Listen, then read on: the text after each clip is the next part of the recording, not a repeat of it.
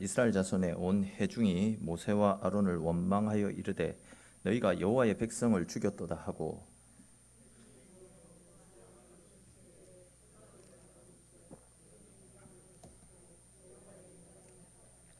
모세와 아론이 해막 앞에 이르매 너희는 이 회중에게서 떠나라 내가 순식간에 그들을 멸하려 하노라 하시매 그 두 사람이 엎드리니라.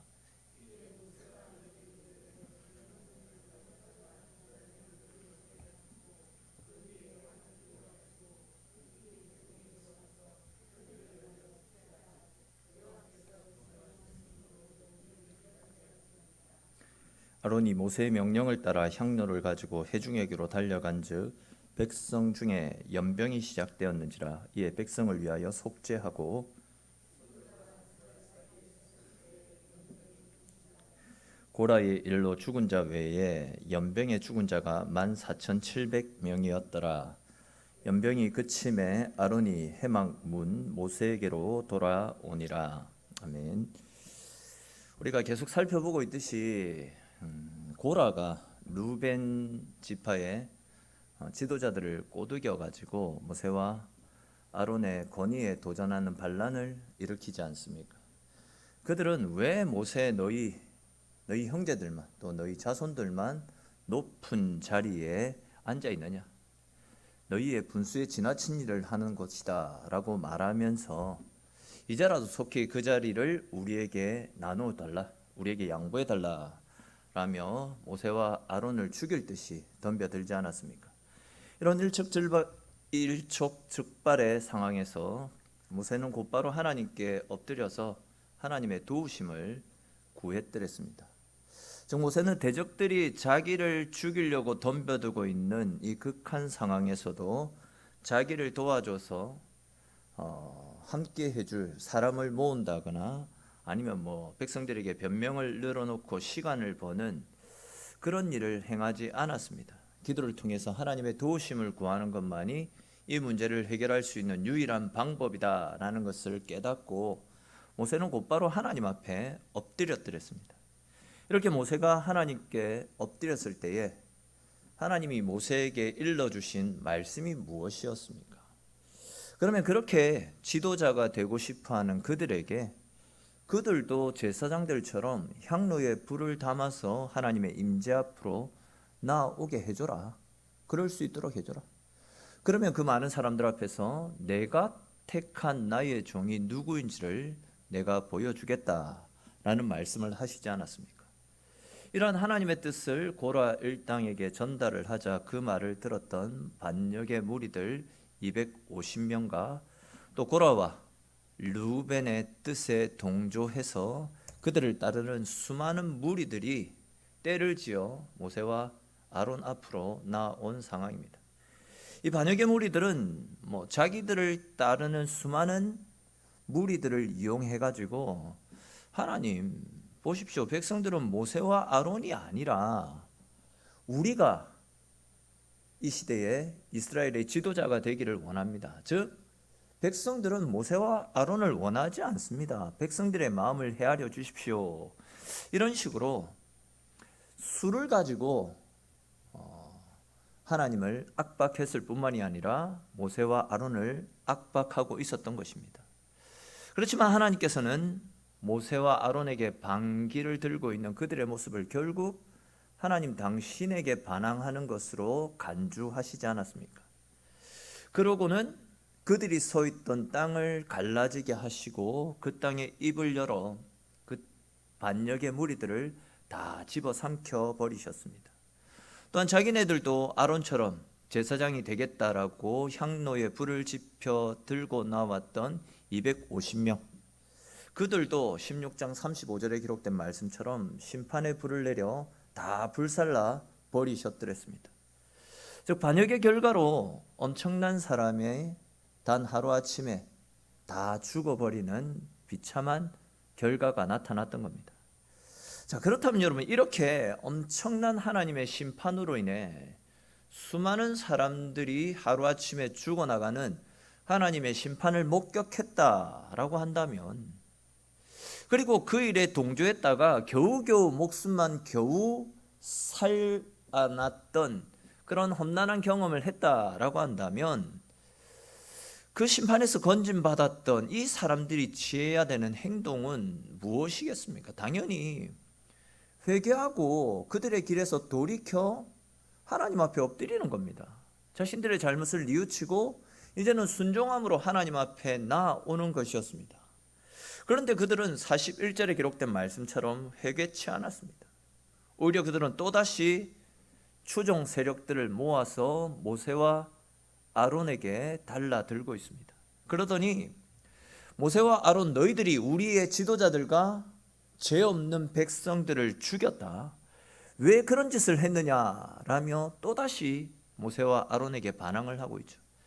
그들의 죄로 인해 하나님의 진노하심의 결과로 말미암아 그들이 죽었음에도 불구하고 자기들의 죄는 깨닫지 못하고 그 책임을, 죄의 책임을 모세와 아론에게 전가시키고 있는 겁니다.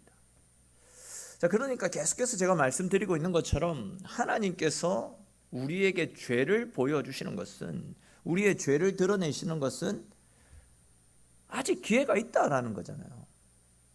그것을 보고 뉘우치고 하나님을 찾으면 은혜 베풀어 줄게, 너희들의 죄를 용서하고 새롭게 해줄게, 그런 뜻으로 죄를 드러내시는 것 아니겠습니까?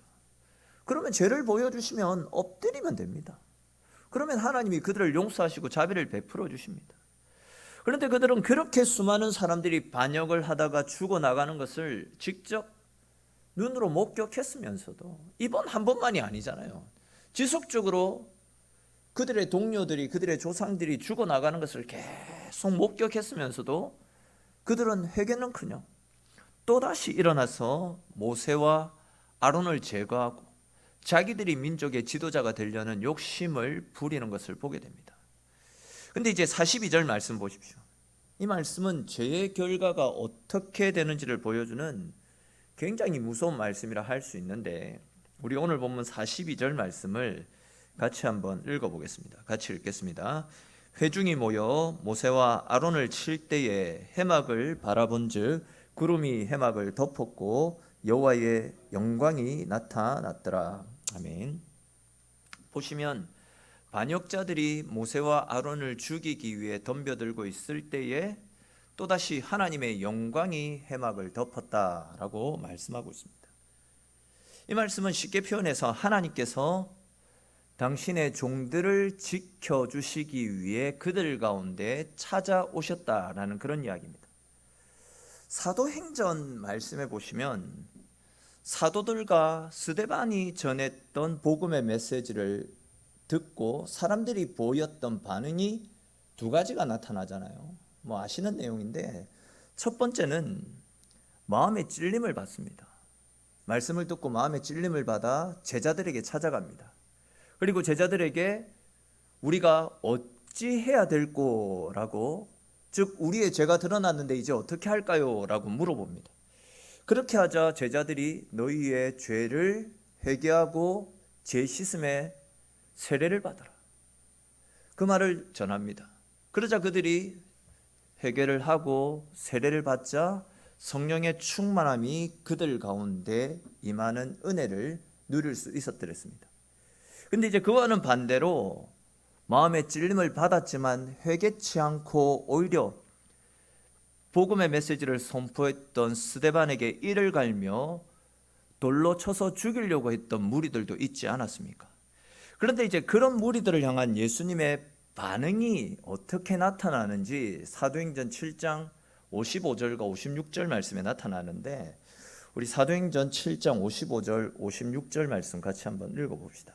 오늘 본문과 관련해서 굉장히 중요한 말씀인데 같이 한번 읽어보겠습니다. 사도행전 7장 55절 56절 말씀입니다. 같이 읽겠습니다. 스데반이 성령 충만하여 하늘을 우러러 주목하여 하나님의 영광과 및 예수께서 하나님 우편에 서신 것을 보고 말하되 보라, 하늘이 열리고 인자가 하나님 우편에 서신 것을 보노라 한대. 아멘. 자, 이 말씀 56절과 56절 말씀을 보시면 반복해서 나타나는 표현이 나타나죠. 한번 찾아보십시오. 반복해서 나타나는 표현이 55절과 56절에 나타납니다. 제가 계속 말씀드리고 있듯이 성경에 어떤 표현이 반복해서 나타나는 것은 굉장히 중요한 어떤 가르침이 있기 때문임을 우리가 알고 있지 않습니까? 한번 직접 한번 찾아보십시오. 55절, 56절 어떤 표현이 나타납니까? 그렇죠. 하나님이 서신 것을, 하나님 우편에 서신 것을 보았다라는 표현. 예수님이 하나님 우편에 서신 것을 보았다라는 표현이 반복해서 나타납니다. 근데 이 표현이 왜 중요하냐면요, 원래 다른 성경에서는 예수님을 표현할 때 예수님은 하늘 보좌 우편에 앉아서 세상을 다스리시고 통치하시며 또 우리를 위한 중보의 기도를 하신다라고 예수님을 표현합니다. 예수님은 항상 하늘 보좌 우편에 앉아 계십니다. 앉아 계십니다. 시편 곳곳에 이러한 표현들이 나타나고 있고요. 또 뭐 사도행전 2장 35절 말씀이라든지 히브리서 8장 1절 말씀이나 1장 3절 말씀, 뭐 그 밖에도 성경 곳곳에서는 예수님은 하늘 보좌 우편에 앉아 계신다라고 표현을 합니다. 이러한 성경 구절들을 근거로 해서 우리가 고백하는 사도신경에도 보시면 하늘에 오르시어 전능하신 아버지 하나님 우편에 앉아 계시다가 이런 고백을 하지 않습니까? 예수님은 앉아 계시는 것이 정상적인 모습입니다. 표현이 조금 그렇지만 원래 예수님은 보좌 우편에 앉아서 우리를 위한 중보 그리고 세상을 통치하고 다스리시는 사역을 하십니다. 근데 조금 전에 읽었던 7장 사도행전 7장 55절 56절에서는 서 계신다. 예수님이 하늘 보좌 우편에 서 계신다라고 두 번이나 반복해서 이 표현을 드러내고 있습니다. 근데 이제 여기에 나타나는 서 계신다라는 단어를 헬라어 원어로 살펴보면 헤스토타라는 단어가 사용되어졌습니다. 헤스토타. 이 헤스토타는 군사 용어로 사용이 되어지는데 이 단어는 믿음을 지키고 있는 스데반을 격려하기 위한 단어임과 동시에 회개를 선포해도 회개치 않고 오히려 스데반을 죽이려고 돌을 들고 있는 그 무리들을 물리치시기 위해 예수님께서 세상 속으로 출정하시기 위해, 그러니까 이제 스데반을 돌로 치려고 하는 그 무리들과 맞서 예수님이 그들을 물리치기 위해 군대 출정을 위해서 일어서신다라는 그 표현으로 헤스토타라는 단어가 사용되어졌다라는 겁니다. 근데 이제 중요한 것은 오늘 본문에 나타나는 끝까지 회개치 않고 모세와 아론을 치려고 하는 그 무리들 가운데 하나님의 영광이 해막을 덮었다라는 이 표현도 히브리어를 헬라어로 번역한 70인역 번역을 보게 되면 사도행전 7장 55절과 56절에 똑같은 헤스토타라는 단어가 사용되어지고 있다라는 겁니다. 즉 하나님께서 모세와 아론을 대적하고 있는 반역의 무리들을 벌하기 위해서 지금 하늘 보좌에서 일어나셔서 이 땅 가운데, 그러니까 그 해막 가운데 임재해 계신다라는 그런 이야기입니다. 이렇게 반역의 무리들을 벌하시기 위해서 찾아오신 하나님께서 45절에 기록된 말씀처럼 모세와 아론에게 뭐라고 하십니까? 너희는 이곳을 떠나라. 내가 순식간에 저들을 멸할 것이다 라고 말씀하고 있습니다. 그러자 이번에도 모세와 아론은 하나님의 자비하심을 구하면서 또다시 하나님 앞에 엎드리는 것을 볼 수 있지 않습니까? 근데 우리가 이 45절에 기록된 말씀도 주목할 필요가 있습니다. 하나님께서 모세에게 내가 반역하는 저 무리들을 전부 멸할 테니까 너희는 저들에게서 떠나라 라는 말씀을 하셨는데, 여기에 나타나고 있는 이 떠나라라는 단어를 원어로 살펴보면 라맘이라는 단어가 사용되어졌습니다. 라맘. 근데 이 라맘이라는 이 단어는 스스로를 높여라라는 그런 뜻을 가지고 있습니다. 스스로를 높여라.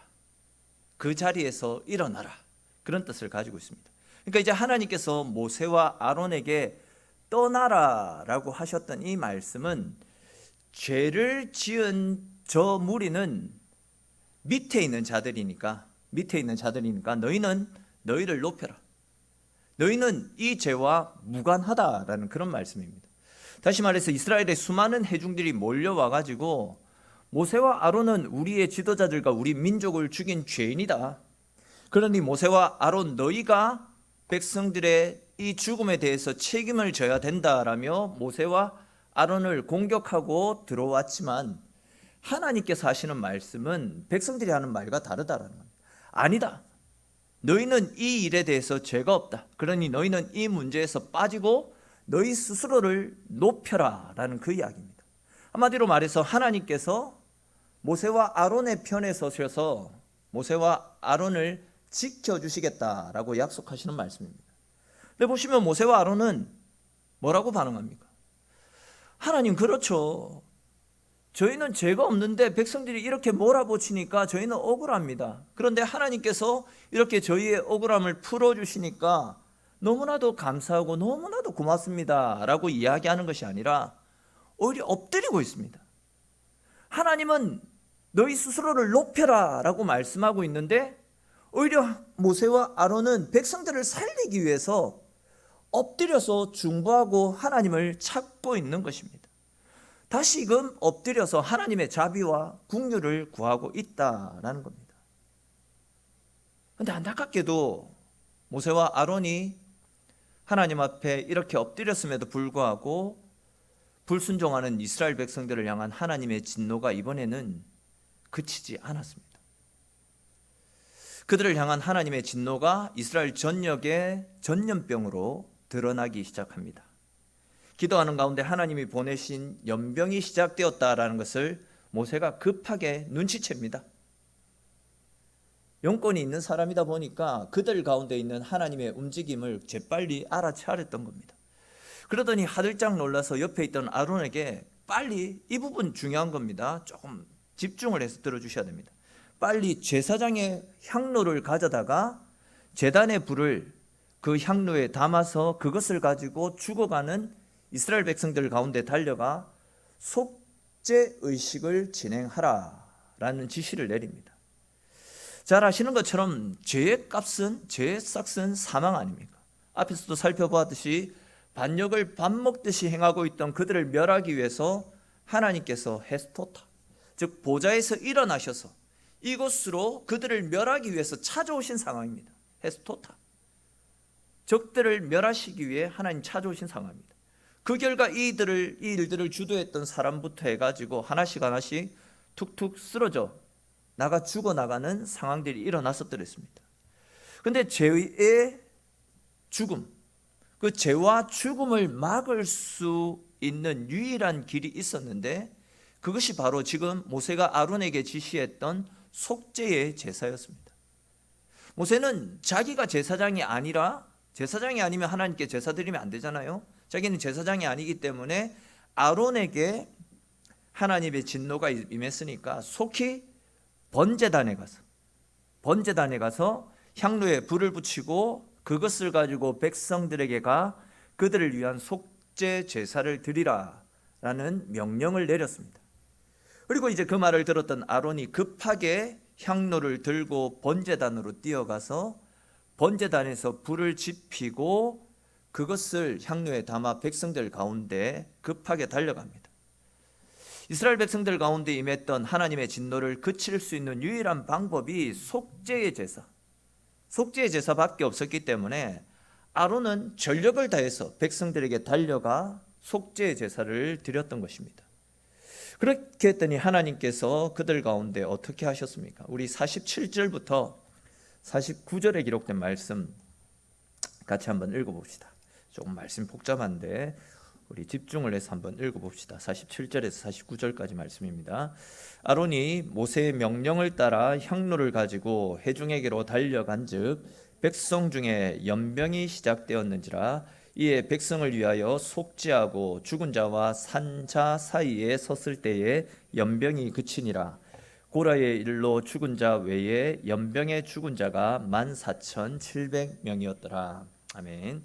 자, 보시면 하나님의 진노로 연병이 시작되었지만 아론이 백성들을 위한 속죄의 제사를 드리자 연병이 그쳤다라고 말씀하고 있습니다. 그때 죽은 사람이 14,700. 그만큼 모세와 아론에게, 즉 하나님에게 반항하고 불순종했던 무리들이 많이 있었다라는 그런 이야기겠죠. 죽은 사람보다도 반역한 사람이 더 많이 있었을 것입니다. 그런데 아론이 향로를 들고 달려가서 속죄 제사를 드린 결과 하나님께서 이번에도 그들을 살려주신 것을 볼 수 있습니다. 이번에는 기도로 살린 것이 아니라 속죄 제사로 이들을 살렸습니다. 이스라엘 백성들은 모세와 아론의 권위에 대적하고 그들을 죽이자고 덤벼들었지만 모세와 아론은 오히려 목숨을 걸고 그들을 살려내었던 겁니다. 즉 이스라엘의 반역이 하나님의 진노를 불러왔다라고 한다면 모세와 아론의 속죄 사역은 하나님의 진노의 불을 사그라지게 만들었던 겁니다. 자, 그런데 여러분, 하나님의 진노의 불이 그들 가운데서 그쳤잖아요. 그들 가운데서 하나님의 진노의 불이 그쳤습니다. 그런데 한번 생각을 해보십시오. 이 이스라엘 백성들이 자기들의 죄를 깨닫고 회개하고 뉘우치었기 때문에 하나님의 진노의 불이 그쳤습니까? 아니지 않습니까? 성경 그 어디에도 그들이 자기들의 죄를 깨닫고 회개하고 돌아섰다라는 표현이 나타나고 있지 않습니다. 즉 하나님의 진노의 심판을 멈추었던 것은 이스라엘 백성들의 죄가 아니었습니다. 이스라엘 백성들의 회개가 아니었습니다. 즉 그들의 어떤 공로나 그들의 어떤 노력에 의해서 그들을 향한 하나님의 진노가 그쳤던 것이 아니었다라는 겁니다.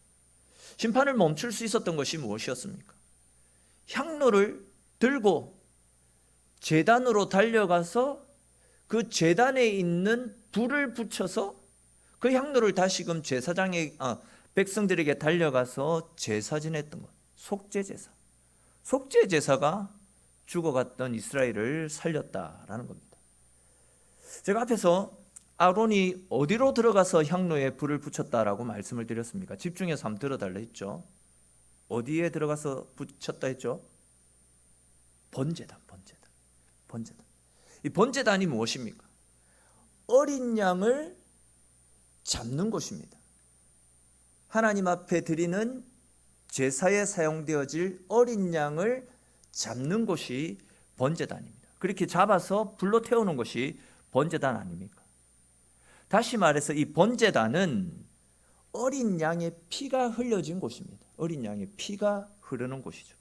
그렇게 어린 양의 피가 흘려진 제단의 불을 향로에 담아서 백성들 사이에 섰더니 연병이 그치고 하나님의 진노가 사라졌다. 여러분, 결국 이것이 이야기하는 것이 무엇이겠습니까? 이것이 오늘 본문의 핵심인데, 결국 이 본문에서 이야기하는 것이 예수님의 십자가 보혈이 죽음의 천사를 막았다라는 것, 우리의 죄와 우리의 죽음을 건져주는 것이 결국은 예수님의 십자가 피다라는 것을 예표하는 사건이 오늘 본문에 나타나고 있는 사건입니다. 즉 하나님의 진노의 칼이 떨어지는 것을 예수님의 보혈이 막아내었다라는 겁니다. 특별히 48절 말씀해 보시면 죽은 자와 산 자 사이에 섰을 때에 연병이 그쳤다라고 말씀을 하고 있습니다. 이 말씀도 굉장히 조금 복잡하고 드릴 말씀이 많은 부분인데 간단하게만 설명하면, 여러분, 예수님께서 이 땅에 오셔서 하셨던 일이 무엇입니까? 예수님이 하셨던 가장 중요한 사건 두 가지. 첫 번째는 십자가에서 죽으신 겁니다. 죽은 자들 사이에 서신 것입니다. 그러나 예수님은 죽으신 것으로 끝나지 않았죠. 다시 살아나셨습니다. 즉 예수님이 죽으셨다가 다시 살아나심을 통해서 그를 믿는 모든 자들에게 영원한 생명이 주어지게 되었습니다.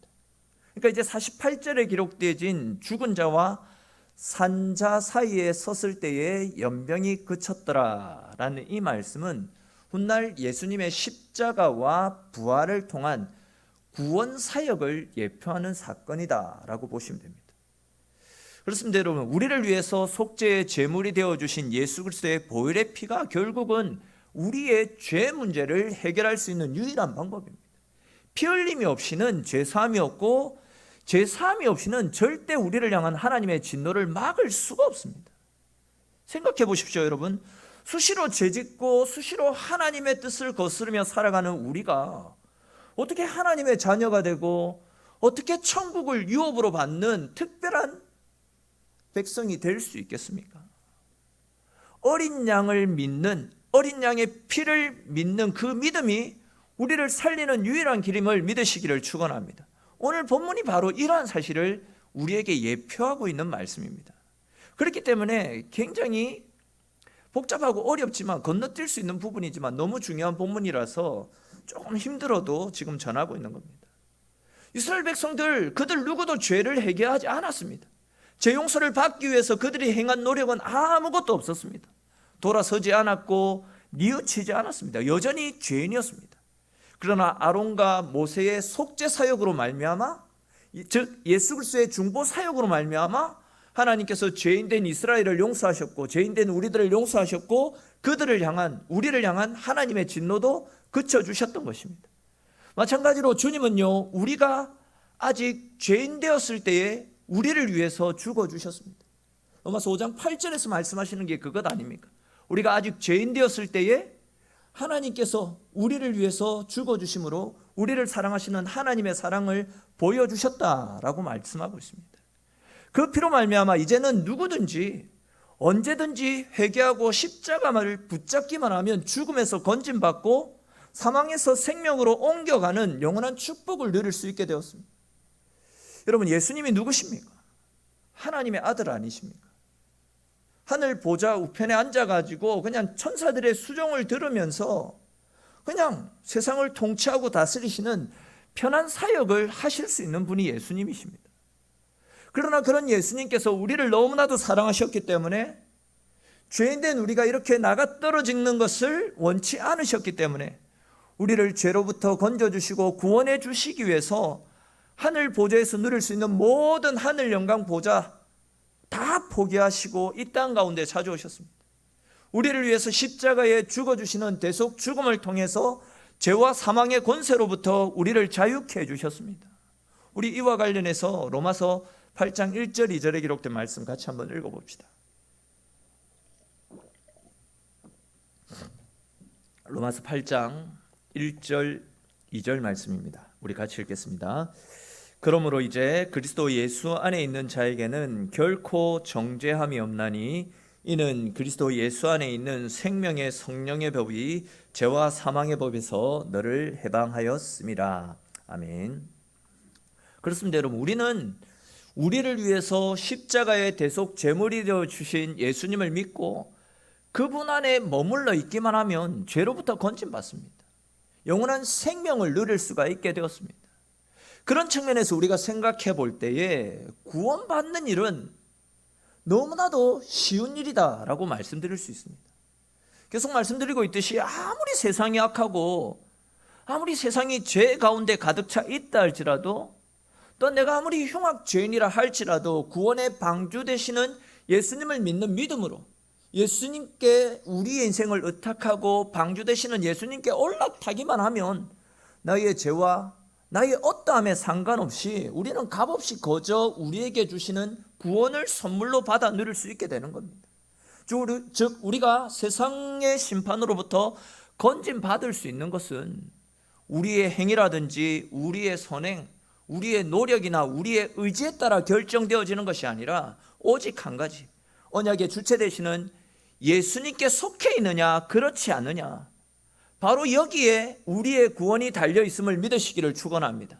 언약의 방주 되시는 예수 그리스도 안에 머물면서 주님과 함께하기만 하면 내가 어떤 사람이건 그것에 상관없이 주님으로 말미암아 우리는 세상의 심판과 환난으로부터 건짐받는 하늘의 축복을 받아 누릴 수 있게 된다라는 거죠. 그러나 방주 안에 머물러 있지 않으면 아이고 그거 무슨 말도 안 되는 소리냐, 복음을 거부하고 방주를 거부하면 그 사람이 세상에서 어떤 삶을 살았든지 얼마나 많은 부귀영화와 권세, 사람들의 각광을 받는 삶을 살았든지 그런 것과 상관없이 그 사람은 결국 심판 아래 놓일 수밖에 없다는 겁니다. 진짜 이런 측면에서 볼 때 세상에서 가장 불행한 사람은 거저 주어지는 구원을 믿지 않아서 침몰하는 세상과 함께 멸망당하는 사람, 그런 사람들이 진짜 불쌍한 사람들 아니겠습니까? 그런데 안타깝게도 우리 주변에도 이러한 사실을 믿지 않아서 멸망을 향해서 달려가고 있는 사람들이 너무 많이 있습니다. 지금 우리가 살고 있는 이 세상과 우리 주변을 한번 생각해 보십시오. 하나님의 진노가 임하고도 남는 세상 아닙니까? 우리들의 교만은요, 바벨탑을 쌓았을 때보다도 더 높아졌습니다. 우리가 만들어 놓은 물질과 명예, 세상의 부귀영화라고 하는 우상에 취해가지고 하나님을 두기 싫어합니다. 내가 내 삶의 주인이 되어서 내 뜻대로, 내 의지대로 내 인생을 컨트롤해 나가고 있는 세상입니다. 어찌 보면 지금 우리가 살고 있는 이 세상은 본문에 나타나고 있는 이 이스라엘 백성들보다도 더욱더 큰 하나님의 진노를 불러일으키고 있다라고 해도 절대 과언이 아닐 것입니다. 그런 세상을 지키기 위해서, 그런 우리를 지키기 위해서 세상의 제사장으로 부름받은 우리가 이제는 아론처럼 우리도 향로를 들고 세상 사람들을 향해서 달려나가야 됩니다. 여기에서 말씀하고 있는 향로라는 것은 계시록 8장에 나타나고 있는 것처럼 성도들의 믿음의 기도를 이야기합니다. 즉 이 시대의 제사장으로 부름받은 우리가 우리 주변에 하나님을 떠나서 죄악으로 가득 차 있는 우리 주변 사람들에게, 세상 사람들에게 수시로 우리의 구원자 되시는 예수 그리스도 그 이름을 들고 그들에게 찾아가야 되고, 또한 수시로 그 영혼들의 악함을 용서해 달라고, 그 영혼들이 속히 하나님 앞에 돌아와 복음으로 변화되어지는 삶을 살 수 있게 해달라고, 그들을 위한 중보를 그치지 않고 쉬지 않고 계속해서 기도하는 삶을 살아가야 된다라는 겁니다. 우리는 모세와 아론처럼 내가 죽더라도 우리 민족, 내 백성은 살려주십시오라는 이런 진짜 뜨거운 중보 기도는 하지 못한다 할지라도 예수 그리스도의 이름만이, 십자가의 복음만이 우리의 사랑하는 가족들, 우리의 친지들을 살릴 수 있다라는 믿음과 확신이 있기 때문에 우리들도 속히 예수의 이름을 들고 그들 가운데 달려가야 되고, 또한 그들을 위한 중보의 기도들을 그치지 않고 지속적으로 계속해서 믿음의 향기 나는 기도로 하나님 앞에 찾아갈 수 있어야 된다라는 겁니다. 이것이 바로 믿는 우리들에게 하나님 주신 사명이고, 우리가 하나님 앞에 서는 마지막 순간까지 우리가 감당해야 될 우리의 본분이고 우리의 사명 아니겠습니까? 이제 말씀을 맺겠습니다. 예수님께서 나의 연약함을 담당하시기 위해 십자가에서 죽어주셨습니다. 내 죄 때문에, 나의 연약함 때문에 그 죄를 십자가에 짊어지시고 예수님이 대신 죽어주셨습니다. 그러므로 여러분, 우리가 이 세상을 살아가는 동안 세상의 그 어떤 것도 흔들 수 없는 우리에게 영원한 기쁨이 되어지는 구원의 은혜, 십자가의 사랑, 예수 그리스도 그 이름을 붙잡고 날마다 믿음 가운데 살아가시기를 축원합니다. 또한 아직도 우리 주변에 믿지 않는 사람들 너무 많이 있지 않습니까? 아시는 것처럼 불신앙의 끝은 지옥이고 영원한 형벌 속으로 들어가는 겁니다. 그 고통을 알고 있다라고 한다면, 진짜 정말 그 영혼을 불쌍히 여기는 마음이 있다라고 한다면 다시 한 번 더 영혼에 대한 소중함을 깊이 내 가슴 속에 되새기며 급히 빨리, 하루라도 빨리 그 영혼들을 살리기 위해 그 영혼 가운데 찾아가십시오. 수시로 그 영혼들에게 복음을 전하시고 유일한 소망 되시는 예수 그리스도를 나누어 주십시오. 수시로 그 영혼들을 위해서 중보하고 기도하며 그 영혼들이 속히 주님 앞으로 돌아올 수 있게 해달라고 눈물을 흘리며 엎드려 기도하시기를 바랍니다. 계속 말씀드리고 있듯이 내가 전하지 않으면 그 누구도 우리 가족들 불쌍히 여기고 그들에게 복음 전하기 위해 복음 들고 다가서지 않습니다. 우리가 전하지 않는다라고 한다면 그 어느 누구도 우리 가정, 우리 가족들 국률이 여기고 복음 전하며 그들을 살리기 위해 몸부림칠 사람 아무도 없습니다. 그렇게 된다면 말 그대로 그 영혼들은 지옥의 불구덩이 속으로 떨어질 수밖에 없다는 겁니다. 그렇기 때문에 바로 그런 이유로 주님께서는 우리에게 먼저 믿음을 주셨던 것이고, 그렇기 때문에 우리를 가정의 선교사로, 가정의 제사장으로 세워주신 것입니다. 이런 사실을 다시금 기억하시고 우리에게 맡겨주신 사명을 따라서 우리가 돌아보고 책임져야 될 영혼, 우리의 사랑하는 가족들, 이웃들, 친지들, 나의 친구들, 그 영혼들을 구원하고 살리기 위해 늘 언제나 주의 십자가 복음을 증거하면서 그들을 위한 중보의 기도를 그치지 않고 언제나 하나님을 찾으시는 저와 여러분들의 삶이 될 수 있기를, 그리하여 저와 여러분들의 귀한 성경과 헌신을 통하여 믿지 않는 주변 사람들이 주님 앞으로 돌아와 주님으로 말미암는 영원한 기쁨을 누리며 살아가며 또 주님과 주님께서 주시는 은혜 속에 거하는 귀하고 복된 인생 될 수 있기를 주님의 이름으로 간절히 축원합니다. 잠시 기도드리겠습니다. 사랑의 주님, 죄인된 우리들 가운데 찾아오셔서 영원한 생명을 허락하여 주신 은혜에 감사를 드립니다. 죄의 길에서 벗어났던 우리를, 삶의 짐에 눌려서 단 하루도 살아갈 힘이 없던 저희들을 살려주시고 힘주신 것은 오직 하나 예수 그리스도의 피 묻은 복음이었음을 주님 앞에 고백합니다. 세상이 줄 수 없는 기쁨, 세상이 흔들 수 없는 기쁨을 맛보게 해주신 것도 십자가의 복음이었음을 고백합니다. 채워도 결코 채워지지 않았던 영혼의 깊은 갈증과 목마름들을 단번에 해결해 주신 것도 십자가의 복음이었습니다. 이 복음이 우리를 살렸고 우리를 새롭게 했으며 다시금 소망 가운데 일어나 희망을 품고 살아갈 새 힘을 주셨음을 믿음으로 고백합니다. 이 복음을 주신 하나님 앞에 늘 감사하는 삶을 살 수 있도록 하늘의 은혜를 부어 주시옵소서. 내가 사는 것도, 또 내가 살아가는 이유도, 내가 살아가야 될 이유도 십자가의 복음이고, 십자가의 복음을 전하는 것이 나에게 주어진 사명임을 기억하며 나를 변화시켜 준 복음, 나의 유일한 소망되는 이 복음을 전하는 일에 우리의 삶을 드러내며 살아가는 우리들의 삶이 될 수 있도록 주님 역사하여 주시옵소서. 사랑하는 주님, 무엇보다도 나를 변화시킨 생명의 복음을 모르는 우리의 가족들, 우리의 이웃들이 너무 많이 있습니다.